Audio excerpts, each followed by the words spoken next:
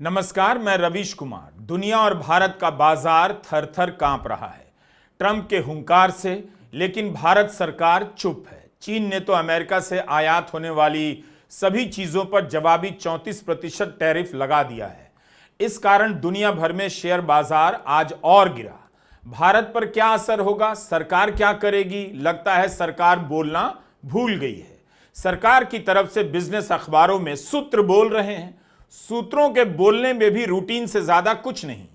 Tariff के ऐलान के बाद कहा जा रहा था कि ट्रंप ने भारत को बख्श दिया है, क्योंकि सुपर कंडक्टर और फार्मा सेक्टर के लिए राहत देखी जा रही है। अपने आदेश में ट्रंप प्रशासन ने फार्मास्यूटिकल्स और सेमीकंडक्टर को पारस्परिक टैरिफ नीति से अलग कर दिया था। यही कारण था कि 3 अप्रैल को भारत के शेयर बाजारों में फार्मा कंपनियों के शेयरों के दाम उछल गए। मगर अब रिपोर्ट आ रही है कि फार्मा सेक्टर पर अभी तो टैरिफ लगा भी नहीं, बल्कि लगने वाला है। ट्रंप ने कहा है कि इतना टैरिफ लगाएंगे जो पहले कभी नहीं लगा। अब ट्रंप ने कह दिया है कि सुपर कंडक्टर फार्मा सेक्टर की बारी आने वाली है। गुरुवार की शाम ट्रंप ने पत्रकारों से कहा कि फार्मा पर अप्रत्याशित टैरिफ लगाने जा रहे हैं। The chips are starting very soon. The pharma is going to be starting to come in, I think, at a level that you haven't really seen before. We are looking at pharma right now, pharmaceuticals, as a separate category, and we'll be announcing that sometime in the near future, not too distant future. That's under review right now. Bharat का pharma sector America में 13 अरब अमेरिकी dollar की दवाइयां निर्यात करता है। अगर tariff लगा और अप्रत्याशित टैरिफ लग गया, तब उनके लिए एक जमा जमाया बाजार खत्म हो सकता है। ट्रंप फार्मा पर कितना टैरिफ लगाएंगे, इसकी आशंका में भारत में फार्मा सेक्टर के शेयरों के दाम में आज भारी गिरावट देखी गई। 4 अप्रैल को भारत में निफ्टी फार्मा 4% के करीब गिर गया। सन फार्मा के शेयरों के दाम में 3.5% की गिरावट आई। सिप्ला के शेयरों के दाम में 5.5% और लुपिन इंडिया के शेयरों के दाम में करीब 6% की गिरावट आई। यह सब भारत की फार्मा कंपनियां हैं। 4 अप्रैल को सेंसेक्स 900 अंकों से ज्यादा गिरकर बंद हुआ। जाहिर है भारत के बाजार को भी समझ में आ रहा है कि अगर भारत के हित में बहुत कुछ अच्छा हुआ होता तो भारत के सभी मंत्री वक्फ छोड़कर दिन रात इसी पर प्रेस कॉन्फ्रेंस कर रहे होते और हर चैनल में इंटरव्यू दे रहे होते, बता रहे होते कि मोदी ट्रंप की दोस्ती का नगाड़ा बज रहा है। आखिर भारत के मंत्रियों ने ट्रंप के टैरिफ का स्वागत क्यों नहीं किया? क्या उन्हें इस बात की आशंका थी और वो आशंका सही साबित हुई कि ट्रंप भारत पर कड़ा प्रहार करने वाले हैं? भारत को टैरिफ का तमाचा लगा तो बाकी देशों को मुक्का।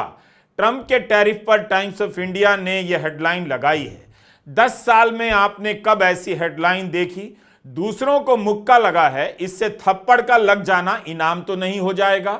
अगर आप इस हेडलाइन से उन देशों को हटा दीजिए जिन्हें ट्रंप ने पंच मारा है, तो क्या यह कहीं से सुशोभित होता है कि भारत को ट्रंप ने तमाचा जड़ दिया? वाणिज्य मंत्रालय ने प्रेस रिलीज जारी कर खानापूर्ति कर ली कि अध्ययन हो रहा है। वाणिज्य मंत्री पीयूष गोयल का बयान नहीं आया। इससे भी अंदाजा मिलता है कि ट्रंप ने ऐसा कुछ भी नहीं कहा या किया जिससे मंत्री मीडिया को बुलाकर प्रधानमंत्री मोदी के नेतृत्व का ढोल पीटने में लग जाते और कहते कि भारत के नेतृत्व की दूरदर्शिता के कारण भारत ट्रंप के कोप से बच गया। कांग्रेस प्रवक्ता सुप्रिया श्रीनेत वाणिज्य मंत्री के ट्विटर का अध्ययन करने लग गई और बता रही हैं कि पिछले 24 घंटे में मंत्री जी ने किन किन जरूरी चीजों पर ट्वीट किया है।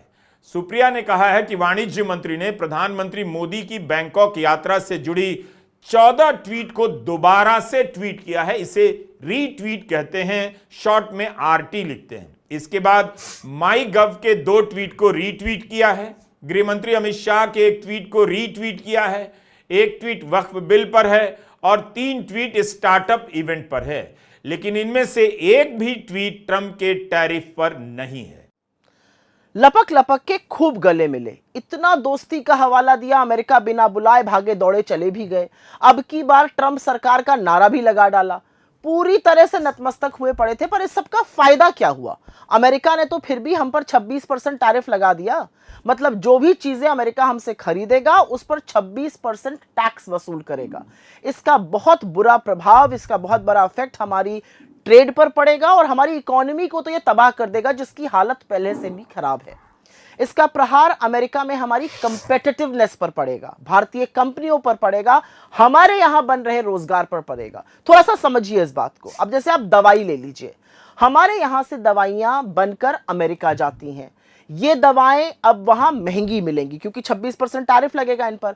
महंगी दवा की वजह से अमेरिका में इसकी डिमांड कम होगी। डिमांड कम होगी तो भारत की जो कंपनी उस दवाई को बना रही है उसको घाटा होगा, उसका प्रोडक्शन घटेगा। जितना घाटा होगा, जितना प्रोडक्शन घटेगा, उतने लोगों को वो नौकरियों से निकालेगा, मतलब नौकरियां नष्ट होंगी। ये मोटे तौर पर होने वाला है, ये पूरा चक्र है और ये बेहद चिंताजनक है। भारत जानना चाहता है कि ट्रंप ने प्रधानमंत्री मोदी की भूरी भूरी एंड भूरी प्रशंसा की कि वे मोल भाव करने में, बार्गेनिंग के मामले में बहुत सख्त हैं। तो सरकार अब बताए कि ट्रंप ने जो टैरिफ लगाया है उसमें प्रधानमंत्री मोदी ने क्या मोल भाव किया, या ट्रंप ने उनकी झूठी तारीफ कर दी और जेब भी काट ली। जेम्स और ज्वेलरी का बिजनेस ट्रंप के टैरिफ से बुरी तरह प्रभावित होगा। पहले से ही रूस पर यूरोपियन यूनियन के प्रतिबंधों के कारण भारत का हीरा उद्योग संकट में है। वहां से आने वाला कच्चा माल मुश्किल हो गया है। क्या आप जानते हैं कि इस समय सूरत में 20 से 25 लाख गुजरात में डायमंड वर्कर बेरोजगार हैं? कोई रिपोर्ट आप देख रहे हैं गोदी चैनलों पर सूरत से? वहां पर हीरा मजदूर किन हालात में जी रहे हैं? खबरों को गायब कर दिया जाता है, लेकिन जनता तो गायब नहीं हो सकती, वह अपनी जगह पर भुगत रही होती है। 4 अप्रैल के हिंदू बिजनेस लाइन ने लिखा है कि जेम्स एंड ज्वेलरी पर 27% का टैरिफ बहुत ज्यादा प्रभाव डालेगा। इसका निर्यात पहले से ही 23% घट गया है। घरेलू बाजार में भी इसकी मांग नहीं। भारत से $11 बिलियन का निर्यात होता है। जेम्स एंड ज्वेलरी के मामले में ट्रंप ने टर्की और संयुक्त अरब अमीरात पर 10% टैरिफ लगाया है और भारत पर 30%। अगर जल्दी ही भारत सरकार ने इसे नहीं निपटाया तो यह सेक्टर भयंकर रूप से प्रभावित होने वाला है। सूरत जाइए, आए दिन मजदूरों के प्रदर्शन हो रहे होते हैं।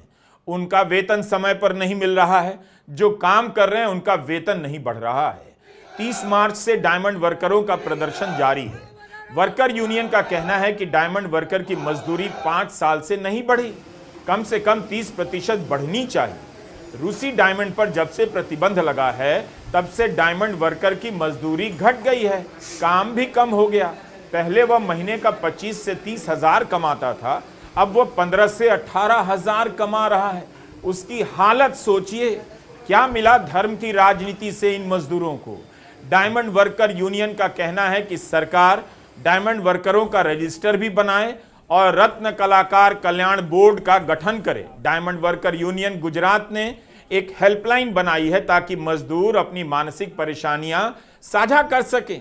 इस संगठन के सदस्य का कहना है कि हर दिन हेल्पलाइन पर कई 100 मजदूरों के फोन आते हैं। 2024 के लोकसभा चुनाव में सूरत में विपक्ष के उम्मीदवार को बिठा दिया गया। वहां पर निर्विरोध चुनाव हुआ, कोई मतदान नहीं हुआ और बीजेपी के मुकेश दलाल चुनाव जीत गए। उस सूरत की हालत बहुत खराब है। खुद बीजेपी के इस सांसद ने लोकसभा में कहा है सूरत को नजर लग गई। 28 मार्च के दिन शून्यकाल के दौरान मुकेश दलाल ने जो कहा उस पर मीडिया रिपोर्ट क्यों नहीं कर रहा है? हीरे का वैश्विक बाजार 2023 में कुल $94 अरब था। 2032 तक जो 132 अरब तक पहुंचने की संभावना है। 2022 में विश्व में 121 मिलियन कैरेट हीरे का उत्पादन हुआ था। पर सर जैसे कि लगता है डायमंड सिटी और डायमंड इंडस्ट्री सूरत की जो है आज इसको किसी की नजर लग गई है। Diamond industry of Surat city is passing through worst ever phase in its life and इनकी जो चेन है वो सब टूट गई है। The industry is basically B2C market and more vulnerable to inflationary pressures. जो एंगेजमेंट ये मैरिजेस ये सब चेन मुलतवी या रद्द होने के कारण टूट गई थी, जो धीरे धीरे पटरी पे आ रही थी। पर पूरे विश्व में युद्ध जैसी परिस्थिति फिर खड़ी होने के कारण processing, mining, cutting and polishing, value addition की पूरी साइकिल फिर एक बार टूट गई है। नतीजा ये हुआ है कि डायमंड इंडस्ट्री फिर एक बार मंडी के बंबर में 2008 की तरह फंस गई है। आज हीरे के व्यापारियों के पास $80 का हीरे का स्टॉक पड़ा है और सबसे बड़ी चीज मांग क्या है उनकी? सबसे बड़ी चीज ये कि 20 से 25 लाख डायमंड के वर्कर्स आज अनएम्प्लॉयड है और they are facing household problem. इनका घर चलाना भी मुश्किल हो गया। State government is sir has set up the committee, high level committee to review the whole situation under the leadership of 3 senior ministers and 1 senior officer. But I request the government to find out the ways and means to support this diamond industry and diamond workers. So जैसे कि ताकि ये लोग अपना गुजरान चला सके और इनकी जो परेशानी दूर हो सके। सूरत से बीजेपी के सांसद कह रहे हैं कि गुजरात में 20 से 25 लाख डायमंड वर्कर बेरोजगार हैं। क्या आप कल्पना कर सकते हैं? वाणिज्य मंत्री क्या सूरत गए? सूरत में काम करने वाले डायमंड वर्कर यूनियन से या मजदूरों से बात भी की? आए दिन प्रदर्शन क्यों हो रहा है? उनके पास काम नहीं है, उनकी हालत बहुत खराब है और वक्फ के हंगामे में भारत की अर्थव्यवस्था से जुड़ी इस बड़ी घटना पर खामोशी बरती जा रही है। बाजार संकेत दे रहा है, छटपटा रहा है कि कितना आशंकित है, लेकिन सरकार चुप है। उसे लग रहा है कि देश हिंदू मुस्लिम डिबेट के अलावा अब कोई भी विषय पर समझने के लायक बचा नहीं है। नौकरी सैलरी की बात उसके लिए फालतू हो चुकी है।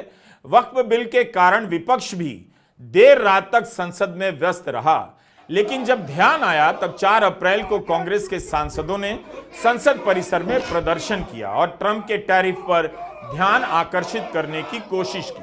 कांग्रेस के सांसद गौरव गोगोई, मनीष तिवारी और माणिकराम टगोर ने लोकसभा में स्थगन प्रस्ताव पेश किया और मांग की कि टैरिफ के सवाल पर जल्दी चर्चा हो। क्या सरकार इस पर चर्चा कराएगी? इनको कौन समझाए? जितना जो देश अमेरिकी इंपोर्ट पर टैरिफ लगाता है उसका आधा अमेरिका ने लगा दिया। चीन 67% लगाता है, इसलिए उस पर 34% टैरिफ लगाए। हम 52% लगाते हैं, 52%, इसलिए हम पर 26% लगाए। एक तरफ चीन के राष्ट्रपति हैं जो अमेरिकी टैरिफ का कड़ा विरोध कर रहे हैं और दूसरी तरफ मोदी जी हैं जो बीच संसद के सत्र में मुंह छुपाकर बैंकॉक भाग गए।